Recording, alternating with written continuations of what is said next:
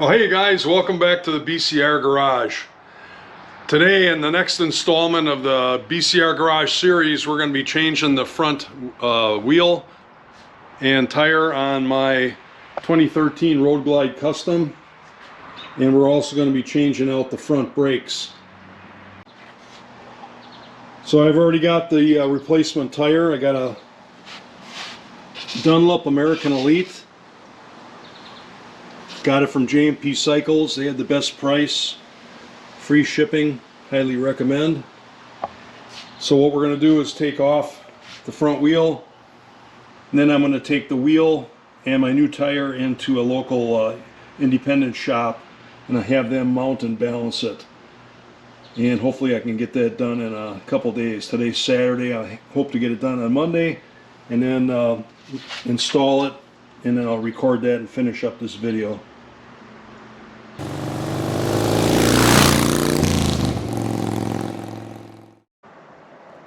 Alright, the first thing I'm going to do is remove my vented screens here before I take the caliper off, because I want to break the pad pin loose while it's mounted to the bike. It's just a bit easier. So you stick a screwdriver in there, protect your paint, push down and pop out. And there's a very dirty vent screen. Alright, next we're going to take our 5mm hex head, and I'm just going to break the pad pin loose.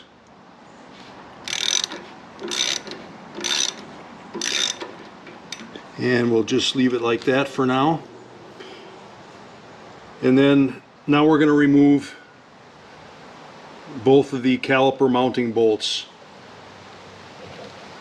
So I'm going to get my 10mm 12 point.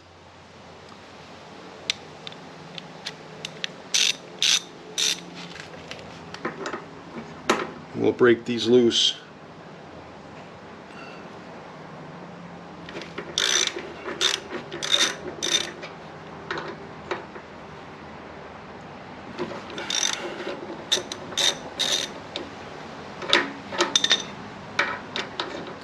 Now I'm going to rock the caliper against the rotor side to side to attempt to spread the pistons just a little bit to give us a little wiggle room.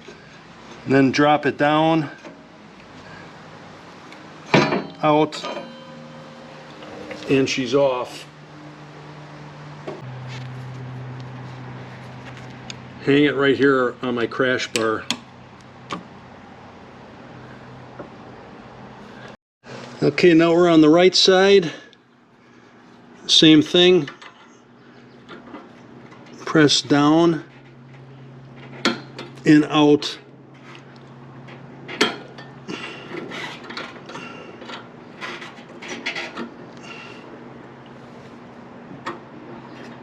Take the screen off.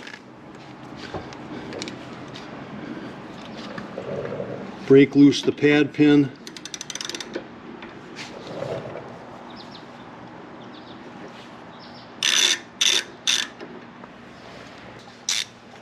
$10mm 12 point socket again.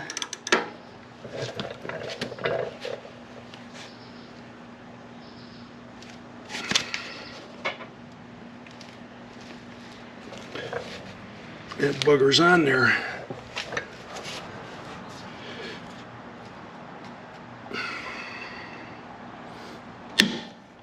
Woo!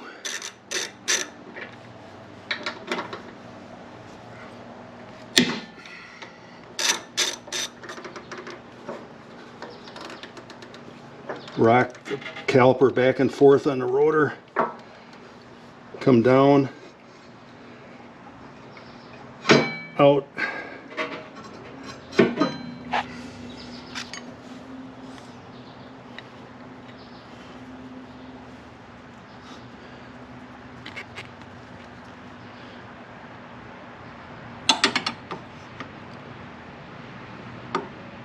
There we go. Calipers will stay there until I'm ready to change out the pads. But next we're going to take off the wheel. Okay, before I take off the axle nut, I just wanted to show you that there is a spacer on each side, and I marked mine with a Sharpie. This one with an L because it's the left side. Again, left side that you're sitting when you're sitting on the bike. And the lines on the spacer always go to the outside. And then on the right side, there's another spacer, and I marked it R for right side. And I also put a little, I don't know if you can see it, a little tiny mark right there where the axle meets the slider, you know, meets the fork here. That way when I push it home, I know that I got it in the right spot. There it is. And these two spacers are marked because they are slightly different, so don't get them mixed up.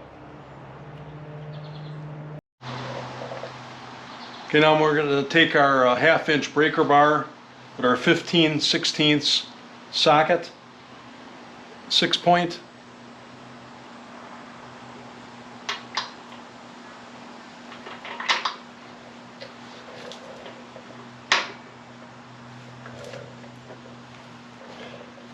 And then on the other side, to get you a shot, we're going to take our large screwdriver. In this case, it's a number 3 Phillips. And we're going to put it through the hole in the axle. Let's see if I can get that. Right there. So I'm going to hold on to that as I break the nut loose.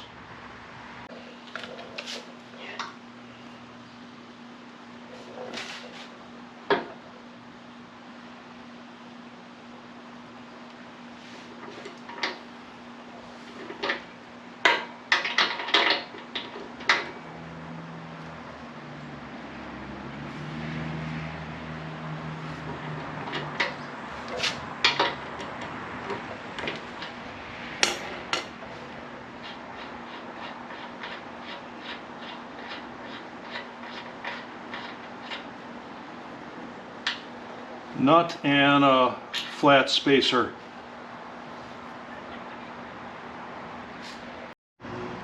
Next we're going to loosen the fork slider nuts, these two here.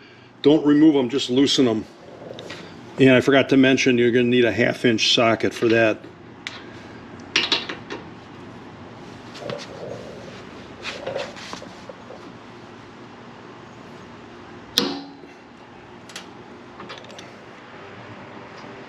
It should be loose enough. That's about a full turn.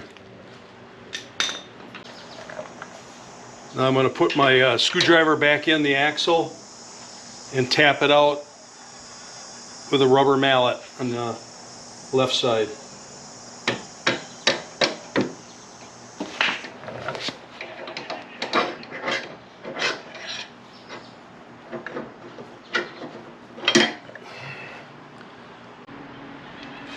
All right, the wheel's free. Now I'm going to jack it up a little bit so I can clear the fender and pull the tire out.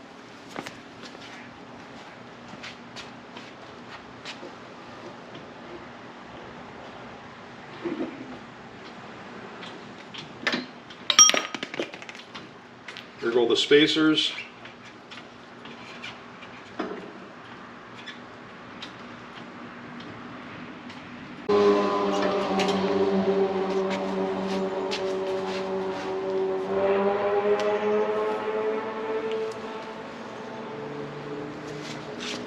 All right, wheel's all ready to take into the shop on Monday. Get some new rubber on it. One thing you should always do when you got your wheel off is to just check your bearing on both sides. It should be smooth, not making any noise. And the axial end play should be minimal, and the radial side to side play should be negligible. Mine are good. Alright, now I'm going to wipe down the axle.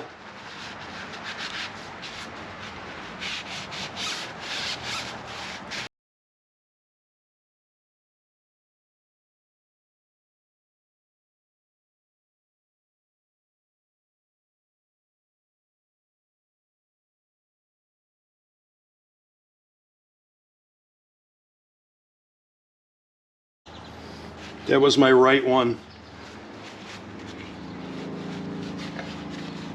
I just discovered that the brake clean will take that Sharpie mark off, so I know that's the right one though, because I saw the R on it before I sprayed it.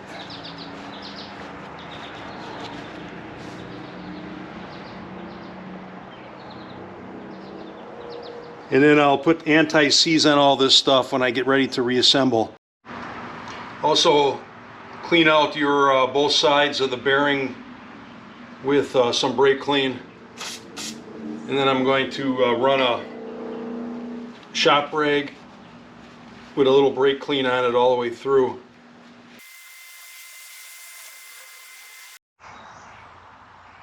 Okay, it's a couple days later now. I got my new Dunlop American Elite all mounted and balanced.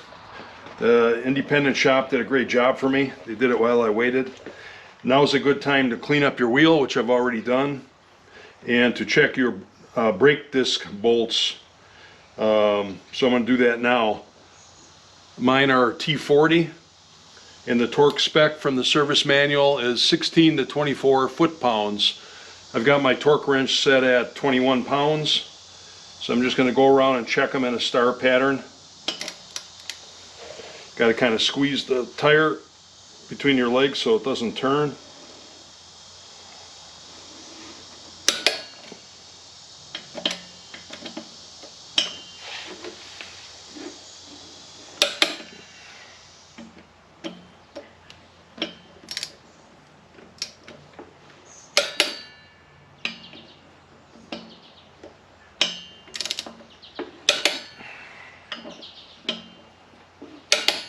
Same thing for the other side. Okay, now it's time to start replacing the brake pads. So I'm going to take it off my hanger. And in the interest of time, I'm just going to try to quickly show you one side here. The other side is identical. So first we want to remove the retainer clip. Hang on to that. And then we're going to, I already loosened the pad pin, so now we're going to take it all the way off.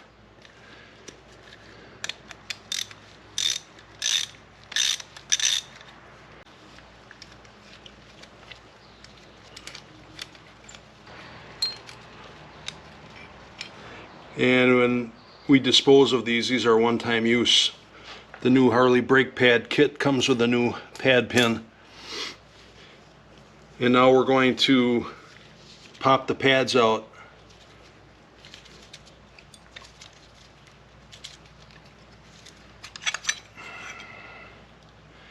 So I still had some life on these, but I want to get a fresh set on while I got the caliper off.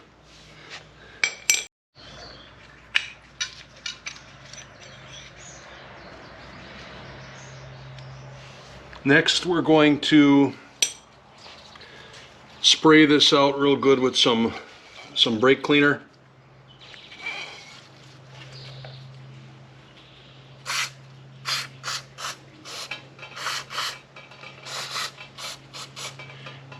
And I leave my pistons out.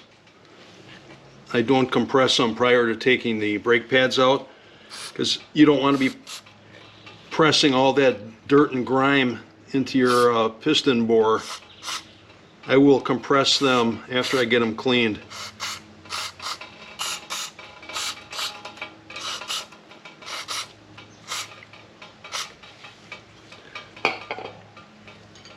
Now I'll let that drip dry for a little bit, and then I'll wipe it out.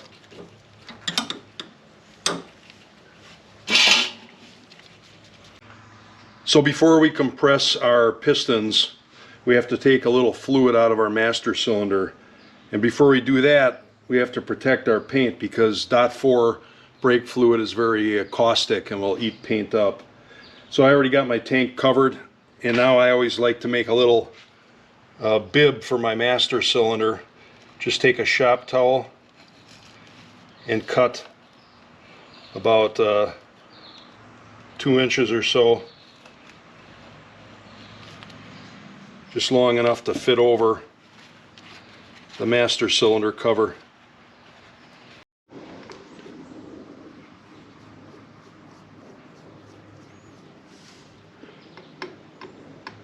These screws on the master cylinder cover are captured so they won't come out. You just loosen them up and carefully pop your cap off. Remove your gasket very carefully. Set it in your cover and put the cover face down on a shop towel because you don't want the fluid leaking inside the top of your cover, so then when you put it back on, it'll seep out. So yeah, mine's pretty full. See if I can get you a better shot of that.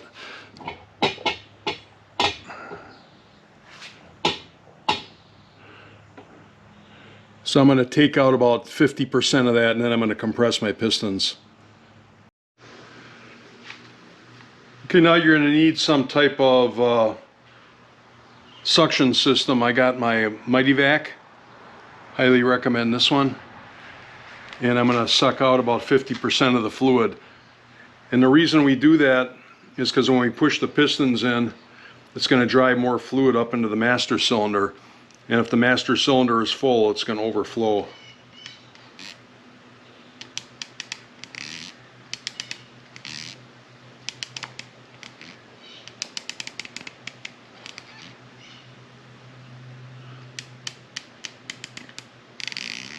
That should be enough right there. Yeah, maybe one more.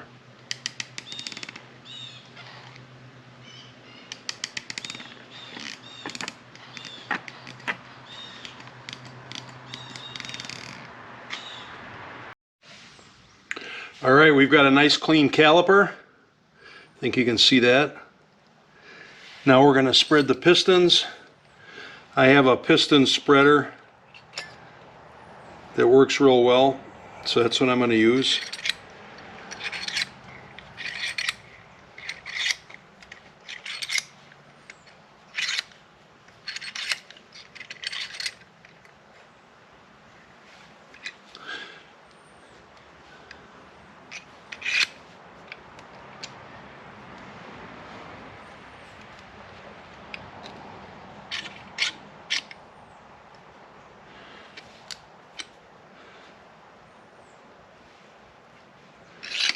And about halfway in, I'm going to go up and just double check my master cylinder.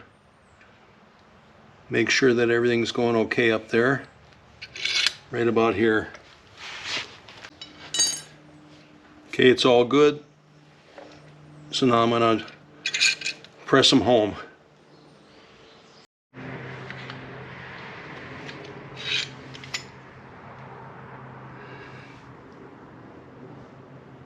All right, now I'm going to put the pads in. Here's the part I got. It's genuine Harley-Davidson. Hopefully you can read that. So the pads have this ear on it here, and for the with the hole for the pad pin. So there's where the pad pin goes in. So you know that this one is for this side. Make sure you got the brake material facing in.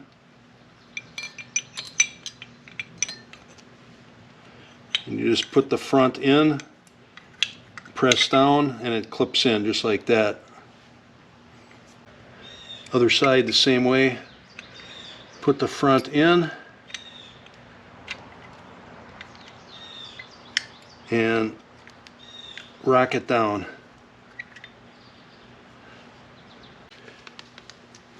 And then the little hardware kit that it comes with contains a new pad pin and a spring clip.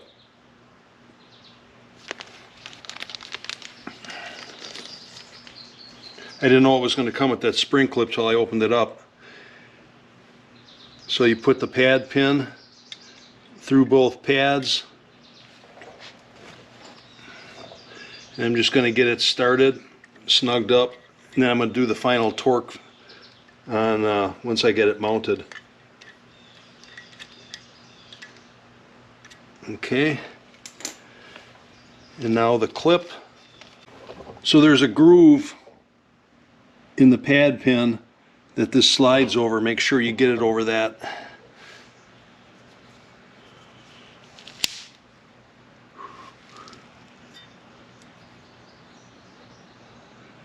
And then just pop it down.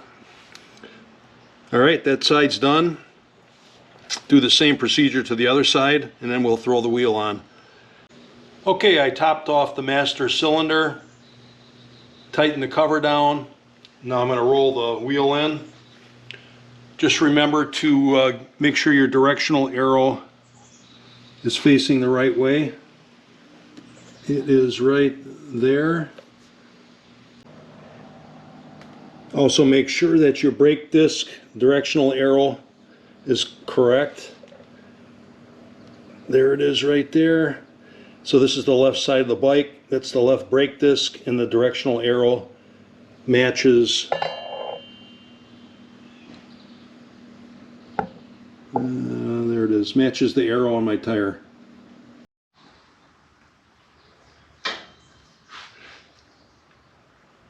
So I'm going to want to lower my jack a little bit. This is easier to do if you have somebody to help hold the tire as you lower your jack.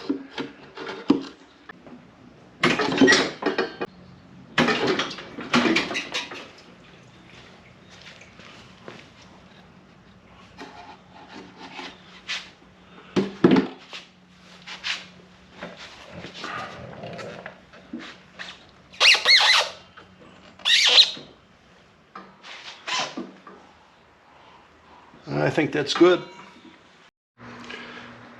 Okay, and I place my left side spacer between the fork and the bearing. Now I got my right side spacer with the lines facing out per the service manual, and put that against the bearing.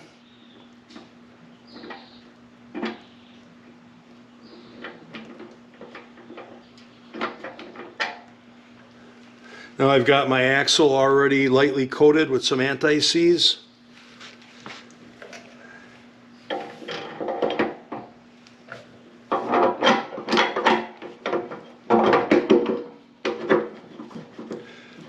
Okay, I'm through the spacer and into the bearing, and you don't want to force it, so you may have to lift your tire a little bit. I actually have to lift my jack just a hair.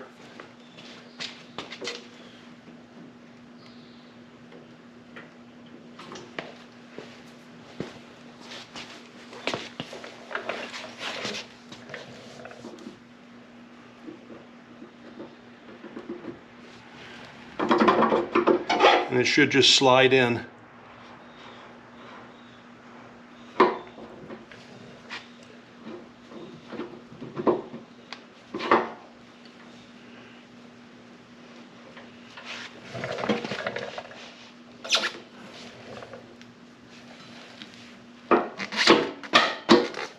There we go.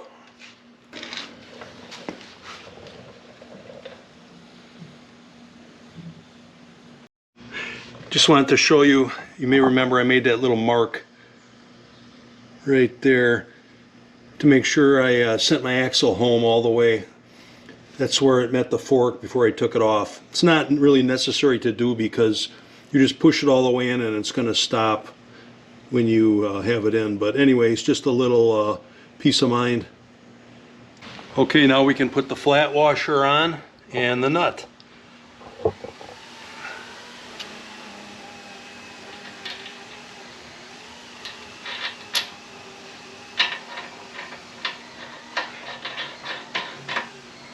The service manual does not call for any Loctite on this. Okay, I got my 1/2-inch torque wrench set up at 62 pounds. The manual calls for 60 to 65. Put your drift or your screwdriver back on the right side axle, right through the hole, and hold that. Make sure you got your rear wheel braced with something under it, because as you pull up on this, it's going to tip the bike backwards. So I got my back end stabilized, and now we're going to torque it.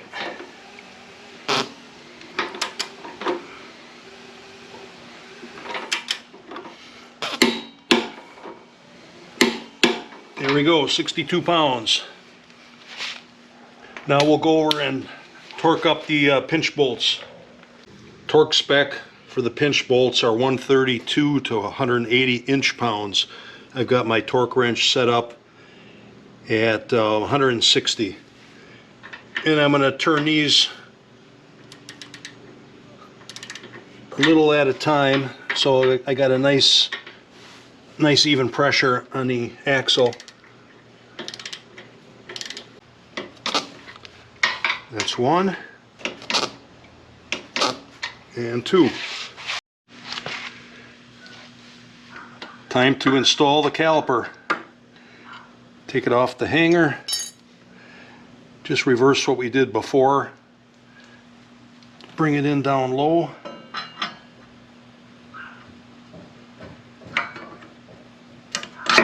Slide it up.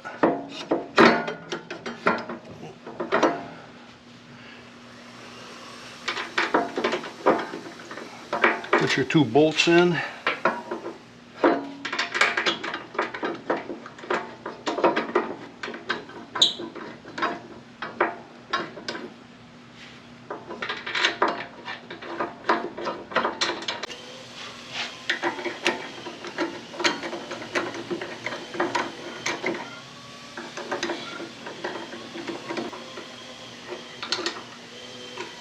Okay, torque spec for the caliper mounting bolts is 28 to 38 foot-pounds. I got my torque wrench set up at 33 foot-pounds.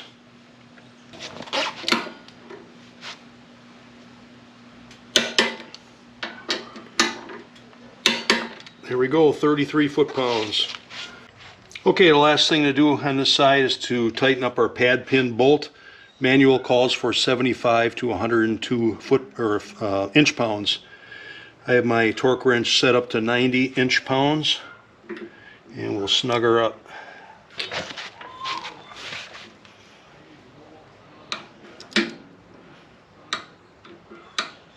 There we go, 90 pounds. We can't forget our caliper vent screen.